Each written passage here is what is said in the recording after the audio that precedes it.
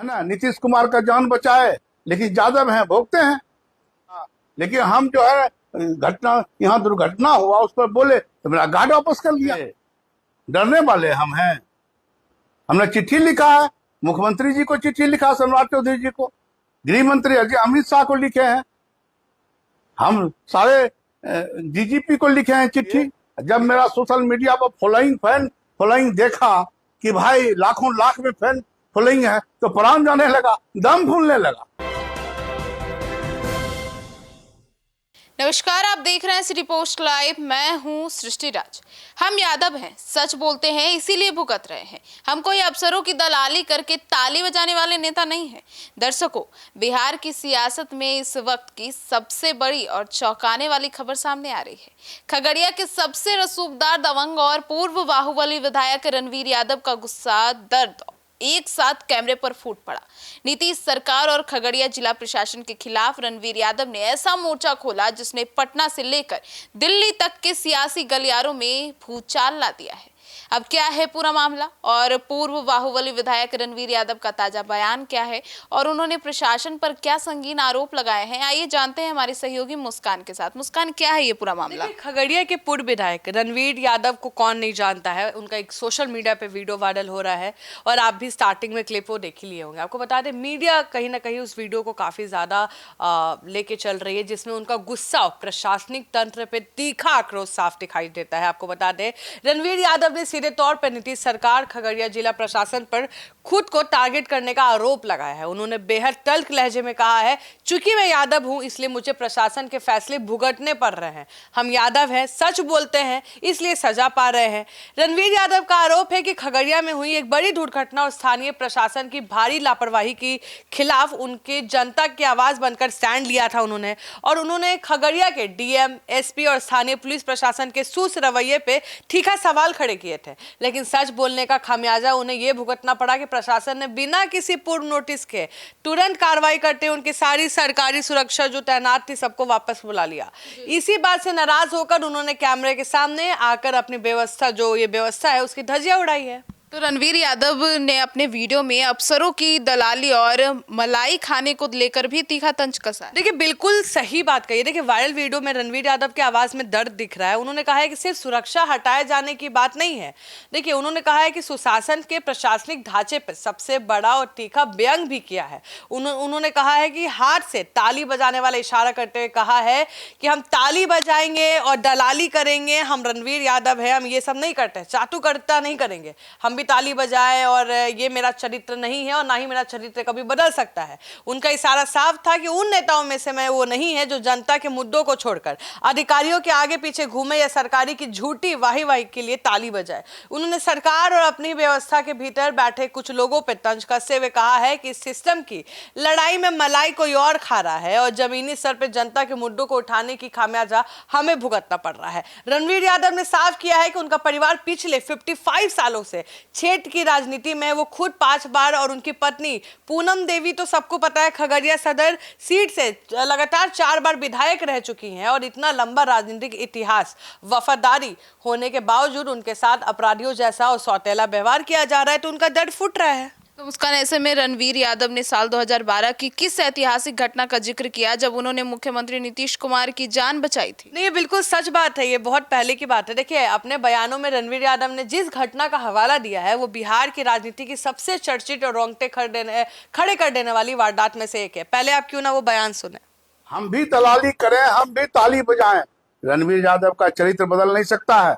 Guard फाट रणवीर यादव से लोग को सुरक्षा देता है, हमरा क्या करेगा वो? गार्ड क्या है? वो तो सिंबॉलिक है एक। हम डर जाएंगे क्या इससे?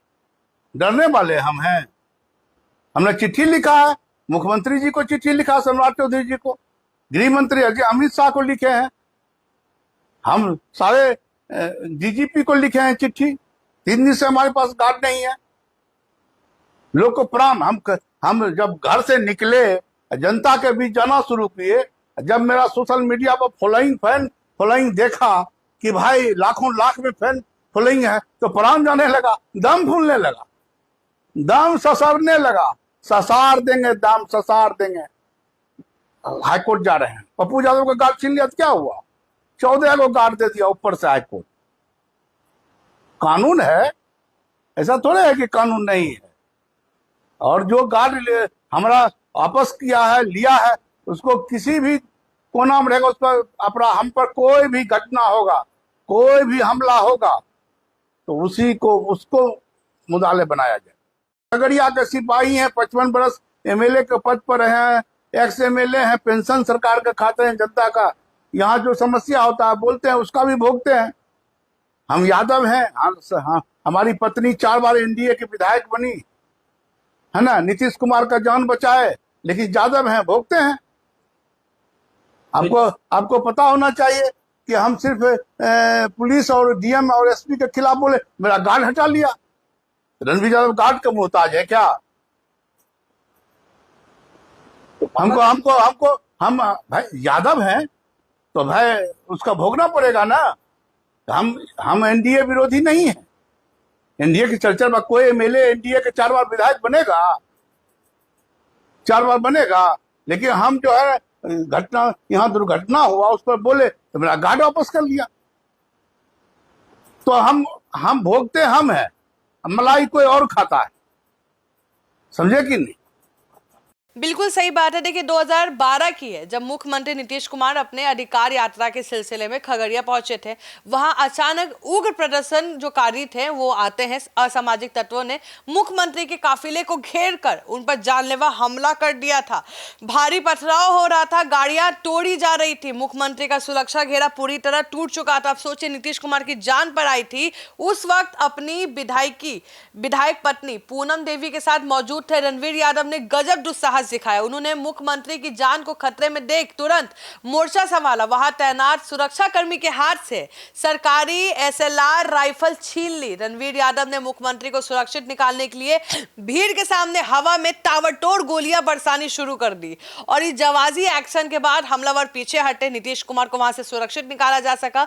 आज रणवीर यादव इसी घटना की याद दिलाते हैं और पूछ रहे हैं कि जिस शख्स ने मुख्यमंत्री के लिए अपनी जान को दांव पे लगा दिया, उसी को आज अपनी सुरक्षा के लिए भीख मांगनी पड़ रही है। उन्होंने ये भी कहा कि नीतीश कुमार के लिए हम आ गया है, हमने उनकी जान बचाई, लेकिन आज भुगत रहे हैं क्योंकि हम यादव हैं। मुस्कान, ऐसे में सुरक्षा जब उन पे हटाई गई रणवीर यादव पर, तो उन्होंने किन किन मंत्रियों को पत्र लिखा और कानून को क्या चेतावनी दे दी? देखिए रणवीर यादव प्रशासन के इस फैसले के आगे झुकने के मूड में बिल्कुल नहीं है, ना कभी झुके हैं। उन्होंने साफ कर दिया है कि सरकारी गार्ड हटाना प्रशासन की एक बेहद छोटी और कहीं ना कहीं नीचता की सोच दिखाती है। उनका कहना है कि गार्ड तो सिर्फ एक सिंबॉलिक यानी मतलब प्रतीकात्मक चीज है जो दिखता है। उनकी असली सुरक्षा खगड़िया की जनता कर रही है, जिसके सुख दुख में वो हमेशा खड़े रहते हैं। हालांकि इस प्रशासनिक मनमानी के खिलाफ उन्होंने देश और राज्य के सबसे बड़े कहने की अमित शाह को उन्होंने पत्र लिखा है, उन्होंने पीएम को पत्र लिखा है, उन्होंने डीजीपी को पत्र लिखा है, उन्होंने सम्राट चौधरी को पत्र लिखा है, उन्होंने जेडी को, उन्होंने हर बड़े स्तर पे जाके अपने सुरक्षा के खतरे को देखते हुए मुख्यमंत्री नीतीश कुमार, सम्राट चौधरी, गृह मंत्री, डीजीपी और एक कड़ा पत्र भेजा है इस एक साथी। और उन्होंने सीधे कहा है कि पटना हाईकोर्ट जाने की चेतावनी तक दे दी है। उन्होंने सांसद पप्पू यादव का उदाहरण दिया है।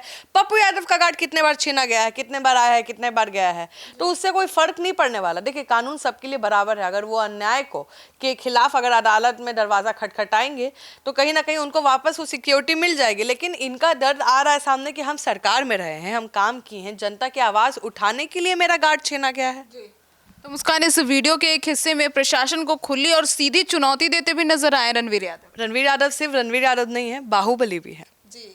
तो बाहुबली बिहार है भाई, तो बाहुबली है, बाहुबली विधायक है। इस पूरे वायरल वीडियो में उनका सबसे संवेदनशील और कानून व्यवस्था के लिहाज से सबसे गंभीर हिस्सा वो है जहां रणवीर यादव ने खगड़िया जिला प्रशासन और सरकार को सीधे शब्दों में चेतावनी दे डाली है। उन्होंने दो टूक लहजे में कहा है, मेरा गार्ड हटाने के बाद अगर मुझ पर या मेरे परिवार पर कोई भी हमला होता है, मेरे साथ कोई भी अनहोनी घटना घटती है, तो जिन अधिकारियों ने दुर्भावना के तहत मेरा सरकारी गार्ड वापस लिया है, उन्हीं को इस मामले में मुख्य आरोपी बनाया जाएगा। रणवीर यादव का यह बयान बयान सीधे तौर पर खगड़िया के डीएम एसपी के लिए खुली चुनौती है। एक पूर्व बाहुबली विधायक जिस पर पहले से ही कई आपराधिक मामले और सजाएं हो चुकी हैं, अब उसका इस तरह खुलकर अधिकारियों को नामजद करने की धमकी देना ये दिखाता है कि नेता और स्थानीय प्रशासन के बीच जो रिश्ते हैं पूरी तरह टूट चुके हैं। ये दुश्मनी बेहद खतरनाक मोड़ पर पहुंच चुका है और कहीं ना कहीं अब लगता है कि एसपी और डीएसपी साहब दे देंगे। भाई काहे के लिए रिस्क लेंगे? मान लीजिए कोई मजा में कुछ चोट पहुंचा दिया तो फिर रणवीर यादव तो बोल देंगे कि इसके पीछे इन्हीं का हाथ है। उस कहने से में रणवीर यादव ने जो ये बागी तेवर दिखाया है, बिहार की राजनीति में जेडीयू और बीजेपी के गठबंधन पर क्या असर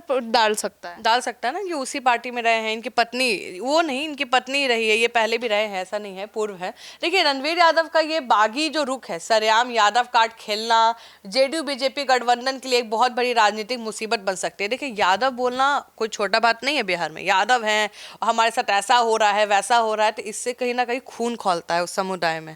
अब कल को आपको कुछ होगा, आप भी कल को बोलिएगा ना। देखिए ये आता है, नेता लोग जाति पे ही खेलता है और जाति से ही जाना जाता है। उत्तर बिहार विशेषकर खगड़िया, मुंगेर, बेगूसराय के बेल्ट में यादव और पिछड़े वर्ग के मतदाताओं के बीच रणवीर यादव के परिवार का एक मजबूत और पुराना सामाजिक आधार है। इस घटना के राजनीतिक मायने भी हैं। देखिए रणवीर यादव का यह कहना कि यादव होने की सजा मिल रही है इलाके के यादव वोटर्स को नीतीश सरकार या समझ लीजिए सम्राट सरकार के खिलाफ एक करना।